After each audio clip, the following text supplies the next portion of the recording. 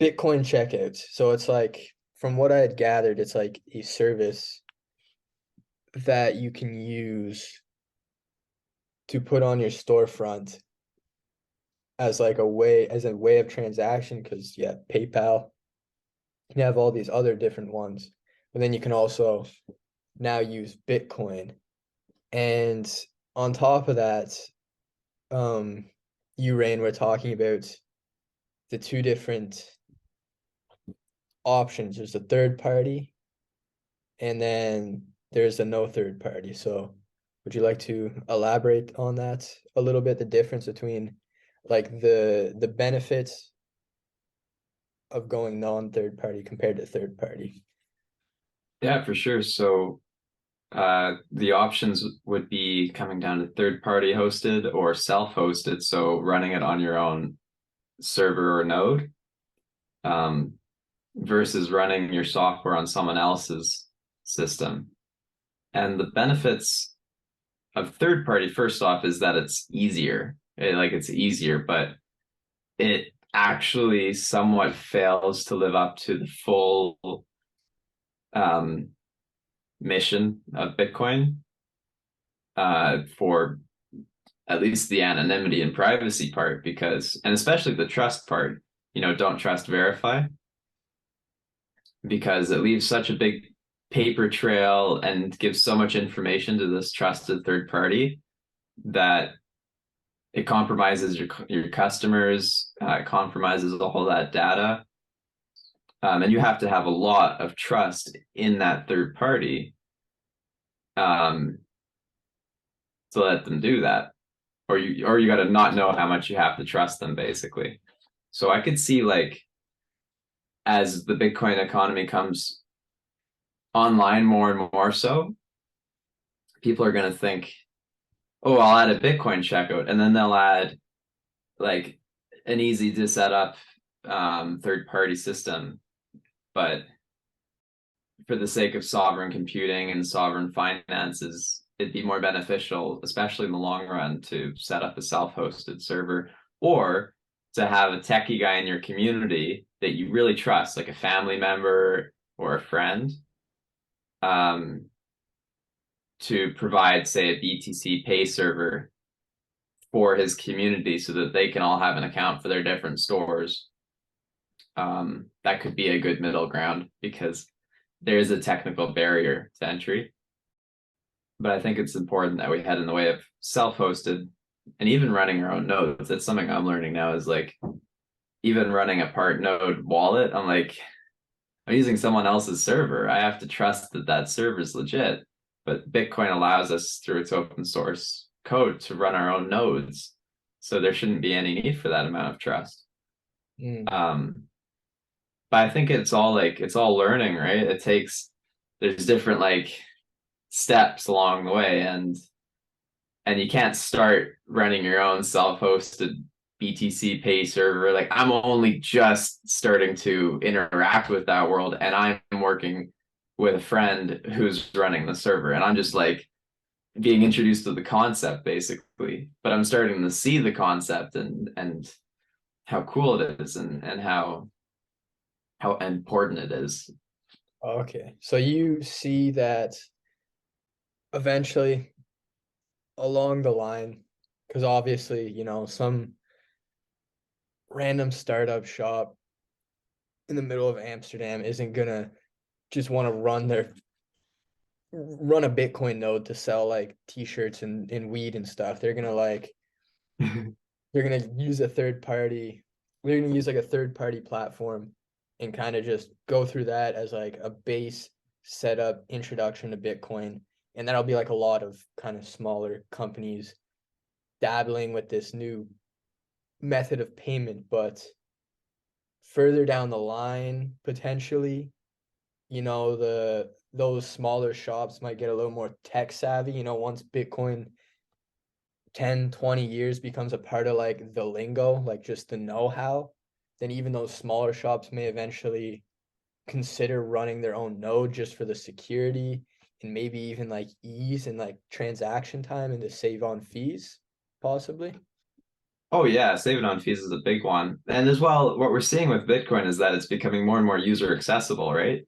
Like before to do this, say if you wanted to do this 10 years ago, you'd have to be a computer science genius to pull this off. But there's been people working hard to make it more and more accessible for regular people like you and I.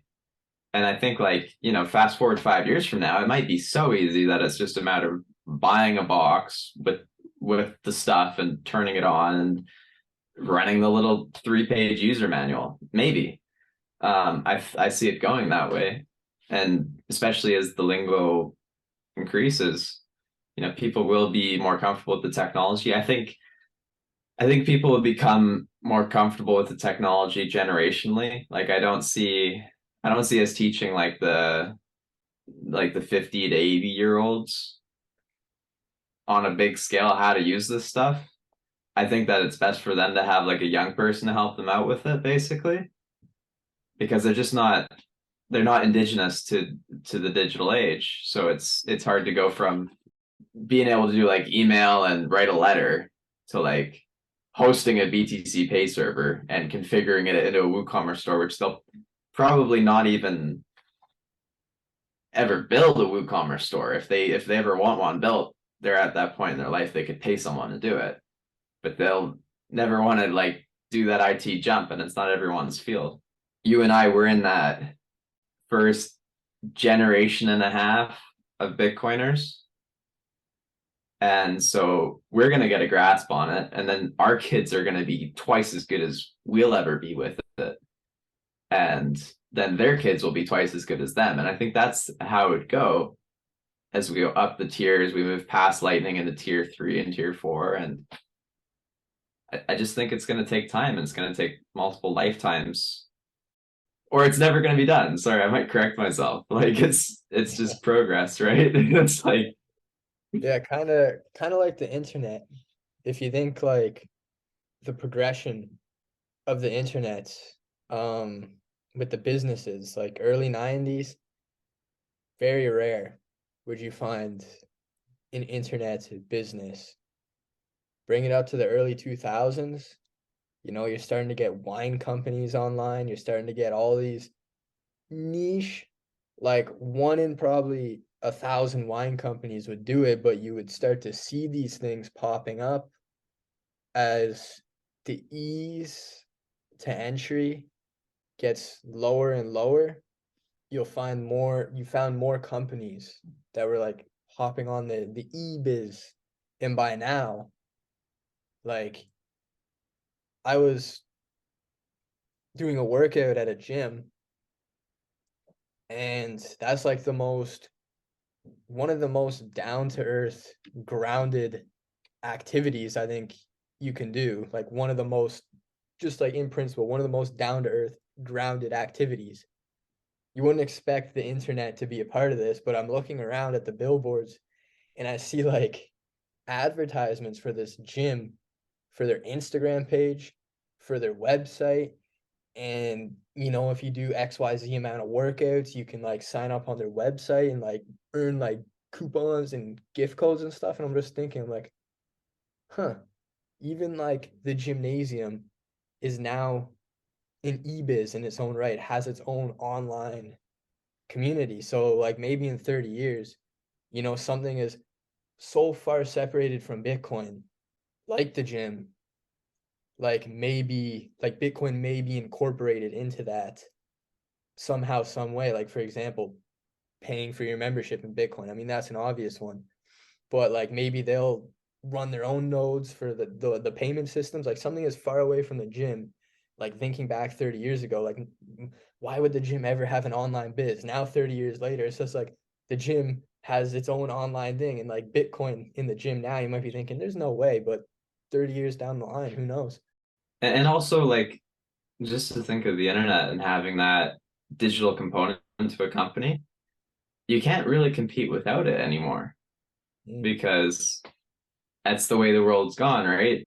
I know, for instance, when I need something or I need to find a place, like I had to do a grocery shop the other day. I just moved to this new place a week ago. And And so I look online to find, all right, where's the nearest grocery store?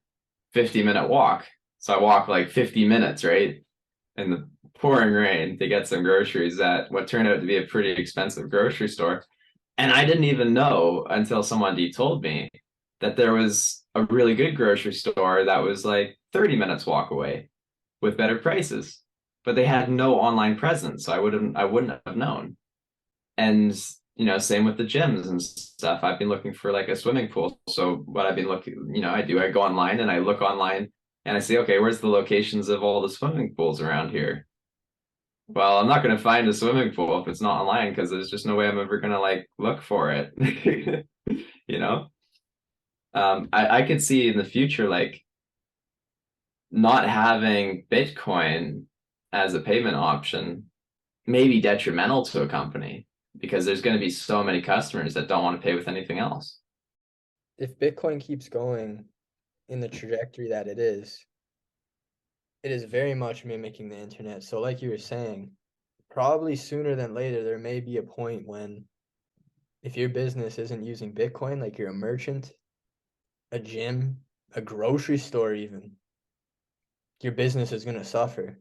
It'd be very interesting when we get to that point, but somewhere along that road, there is going to be that point where if you don't make that flip, you're going to get left in the dust. And it's not even going to be whether or not you're really a part of Bitcoin or philosophy. It's not going to, for like the big companies, it's not going to be about the philosophy. It's going to become a necessity when, like, let's say 15% of the public, 20% of the public really starts using Bitcoin.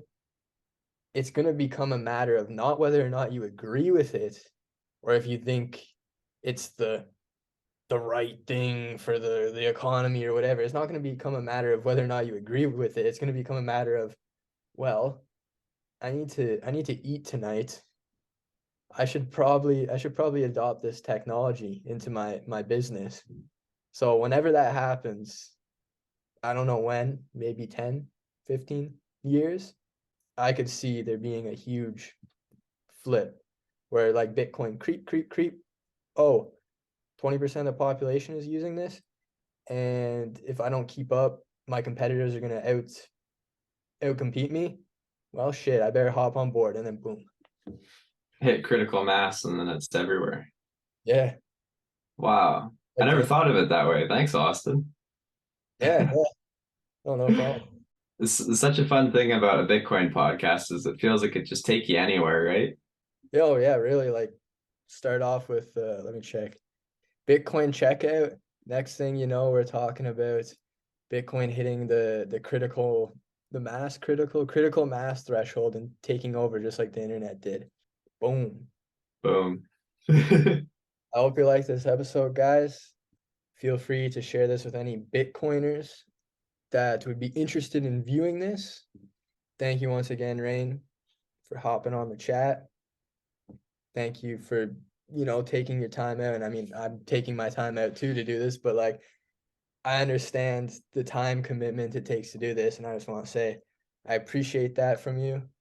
Yeah, it's always awesome to talk to you about Bitcoin. It's fucking Oh, awesome. likewise, man. I always have fun on these calls and yeah, thank you for taking time of your day. I just really enjoy talking about this stuff. I'd encourage anybody watching, find somebody that uh whether it's Bitcoin or another thing, like meet a buddy who's passionate about the similar thing or the same thing and like talk to them about it, it's fun. It's really like it drives the interest for you don't feel so like, oh, is this really that important? Is this really that cool? Nah, have a friend that to talk to about it and you'll see. Yeah, what you're into is cool. Yeah, yeah, exactly, exactly.